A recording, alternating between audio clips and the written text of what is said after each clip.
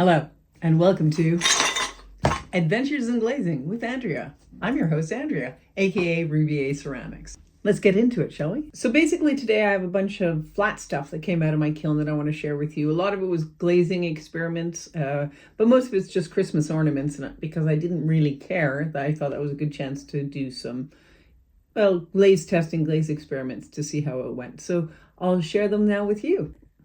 Oh, I will mention, I did this glaze firing to only cone 0.5, which is, I think, like just over 1,000 degrees Celsius. So it wasn't a high fire, it was a low fire glazing, but I used stoneware clay.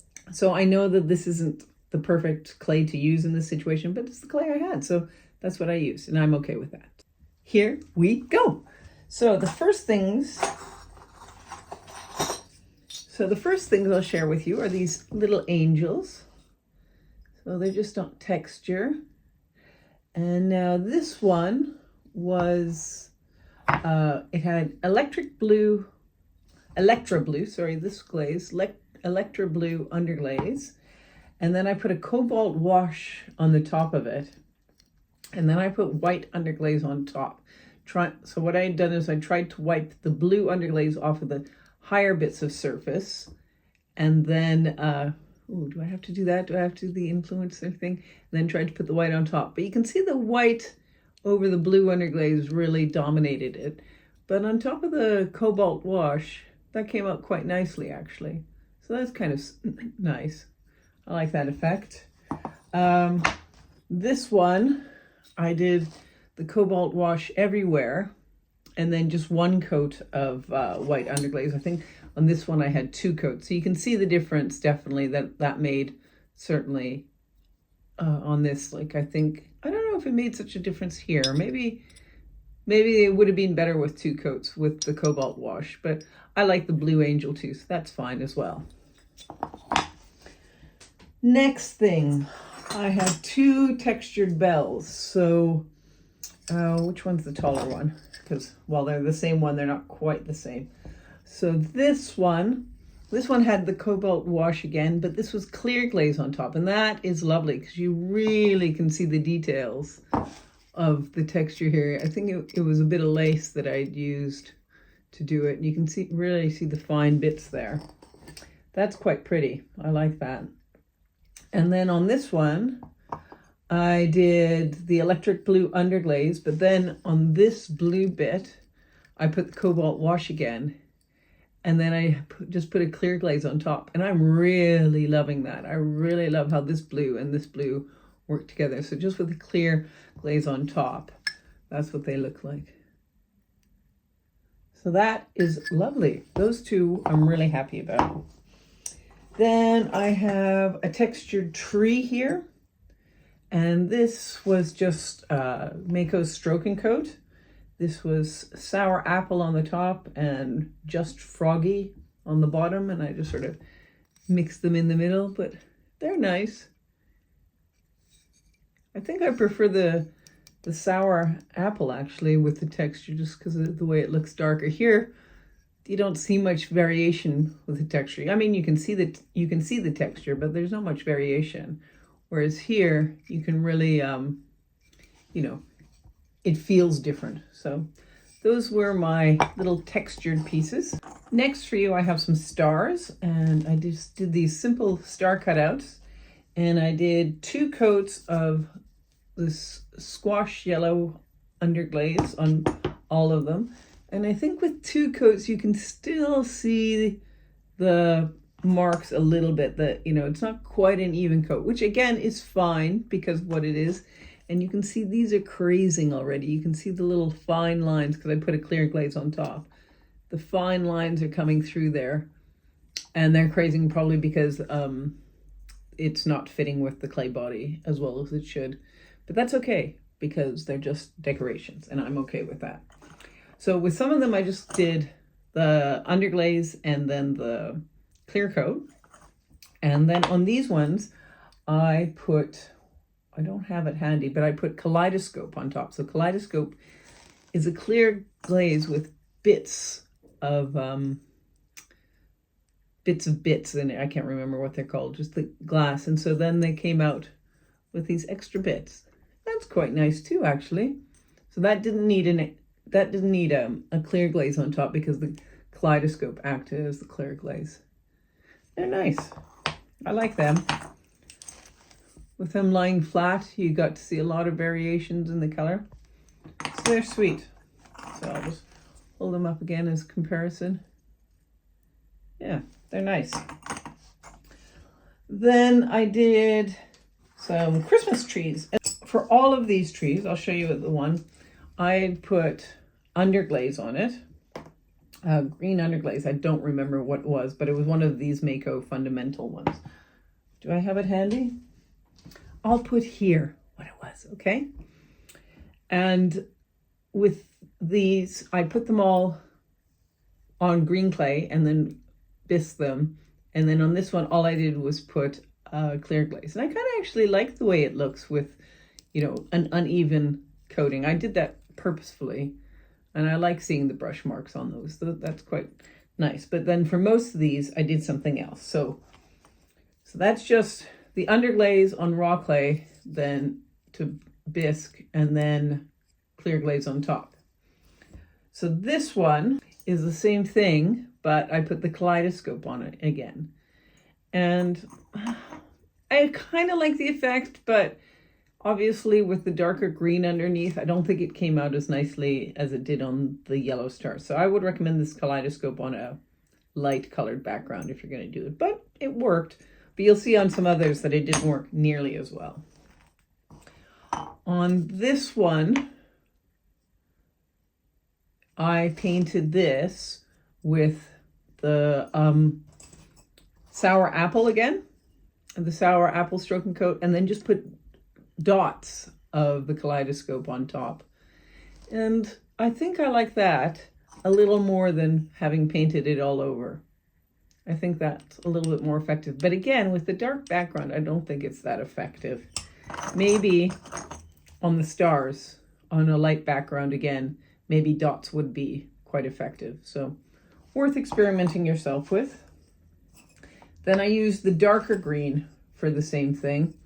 And you can see, yeah, you can barely see the kaleidoscope dots. So that was done the same way as this lighter green one.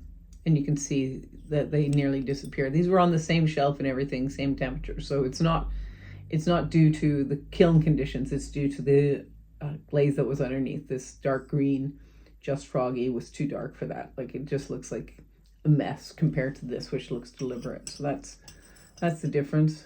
It's funny how these things work, isn't it? I'll just show you. This one was the same as this with kaleidoscope, but obviously it's got different amounts of the bits in it and just came out looking different. And here I didn't glaze right to the bottom. Probably that one I didn't glaze right to the bottom. It's just interesting how it all looks. Then this was, again, the green underglaze, and then I just put on white cobblestone on it. And I like the effect, but it's flaking off. Like literally as I'm sitting here, I have bits of this flaking off. So really I should have put a top coat on that. That's on me. That's on me. But I will show you this tree that I thought it worked quite nicely on. Doesn't that look good? And I think this worked much better because it must be because I coated it all over. There's more of a glaze effect. Or maybe I put a clear coat on and then, yeah, I think that's what I did. I must have put a clear coat on all of it and then put the cobblestone on top. And that worked much better. Like you can see how much this is flaking off. Like that. I don't know if you heard that, but a piece just literally came off right now. So I would definitely recommend glazing them with a clear glaze and then putting the cobblestone. So I might retry these. I might try putting, because, you know, what do I have to lose, right? It's just a little ornament. So I might try glazing these and then putting cobblestone back on top in the little rows. They did look sweet though. Right, let's get away from Christmas trees just for a little bit, but not away from the flat things. So these were two ornaments I did. Again, this was with the kaleidoscope on top. This was not. Let me just look and see exactly what white that was. Guess what? This was the last thing I made before I put it in the kiln, and I don't remember. I think this was white cottontail though. I think it was white cottontail underneath it. And I know that was Stroke and Coat Hot Tamale. And then I used a couple different greens, but, oh, I'm not sure. But I have another one coming up on greens, so we can do it. And that worked out quite nicely. You can see it looks way better with the light background than it does with the dark background. It is what it is, right? That's what I was doing. It was an experiment. Here's some more pieces where I just use kaleidoscope. These are will be little mobile bits in there. Things that I've been waiting to fire for a long time because I just cut them out from some leftover slabs when I was making something else. Right, this broke before it went in the kiln. I dropped it, but I had already glazed it, so I wanted to see what it was. And it's just a little dog that I made. But you can see the legs broke off. But I wanted to see how this glaze turned out. And this is a very, very pretty glaze. This is copper adventurine. It's from Mako. Oh, let me find the bottle. This stuff, copper adventurine EL121. And I think that's very pretty, actually. I don't know if you can see it, but glitter bits in this that really make it shine. I hope that's in focus enough for you to tell. I might try with the camera the other way and show you. All right, I think you can see the crystals in it a little bit better now. You see how it catches the light there? Isn't that pretty? It's a shame it broke, but I'm so glad I fired it anyways, just to see what it was like. That's very nice. On the right thing, the right project, that'll be beautiful. So this was white with clear glaze on top, and this was cottontail, Stroke and Coat. And you can probably just see the variation in the color. Not so much on the flat, but this is definitely ever so slightly less white, more beige in it. But I think at a cone 05 fire, a low fire, they are very close in color. I'd be interested to try. I'm tempted to put these into my next stoneware firing to mid-fire to see if they change. But I actually am happier that they are the same color right now. So I'm not going to. I'm using these. This is going to be for a party we're having. I'm going to write on here with a pen what a course is. And then afterwards I can just wipe it off. Isn't that clever? I think it's clever. Right. And then the last thing I have to show you are these two trees. So I'll show you this one first. This was Hunter Green is the base color. It is an underglaze from Pasler, and that is what it looks like at low fire without any kind of underglaze on top. Now, when you put this to mid-fire, I don't know about the specific color, but generally this pack of underglazes I have from Pasler, they tend to go glossy. So there is some flux or something in it to make it go glossy at a higher. But that is what it is at low fire at 05. And then on the outside, funny enough, this worked way better than on the Stroke and Coat. Like, let me find it. Despite being darker, you can see the kaleidoscope on top of it much better than you can on top of this one. Isn't it funny, hey?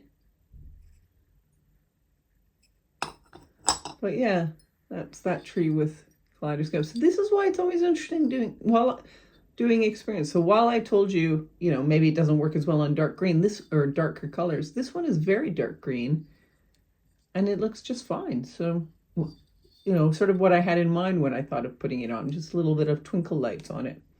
So interesting. Here's another 3D tree I did, is apple green on this side for this 3D tree.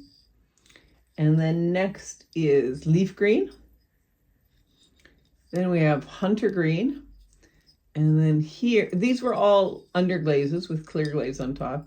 But then here is green sapphire which is a low fire glaze from Mako again. And then I had accidentally done the apple green on this side as well, so you get a bit of both. But so I'll go slow. So that's the green sapphire, hunter green with clear glaze, leaf green with clear glaze, and apple green. So bit of variation, but interesting.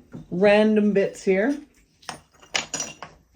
So that's green sapphire again on its own. That's such a nice color. I wish I did more low fire because I really like that color. I think I have one Christmas tree and I might try and do it in that color.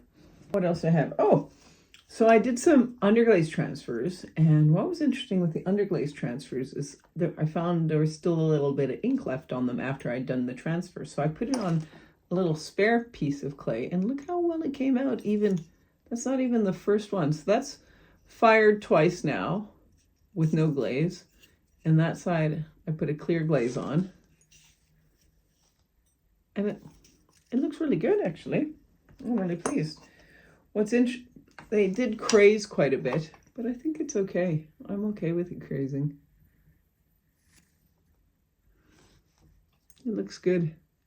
They're sweet.